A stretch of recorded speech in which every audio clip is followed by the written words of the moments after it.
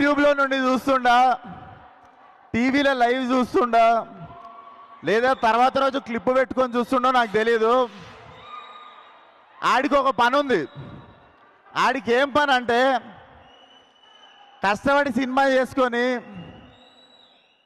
ఏదో జోష్లో cinema promote చేసుకుంటూ మా వాళ్ళ కష్టం చెప్పుకుంటూ ఏదో మాట్లాడితే దాంట్లో నుండి ఇంత ముక్క తీసి డిస్ప్లే పిక్చర్ మార్చుకొని ట్విట్టర్లో వేసి ట్రోల్ చేయడం అదాడి పని.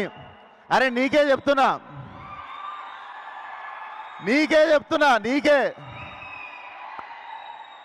జాంటా కూడా వీగలేరు ఎవరు.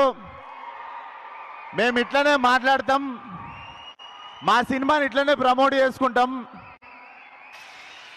మేమే తప్పు చేయట్లేదు, గర్వంగా దొంగతనాలు చేయట్లేదు, ఏం చేయట్లేదు, సినిమాలు చేస్తున్నాం.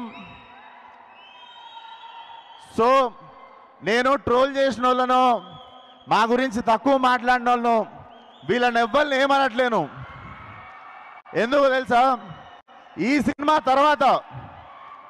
సినిమా తర్వాత నేను క్రిటిక్స్ని కానీ రివ్యూవర్స్ని కానీ ఎవరి గురించి ఏమీ మాట్లాడను. This will be my last film.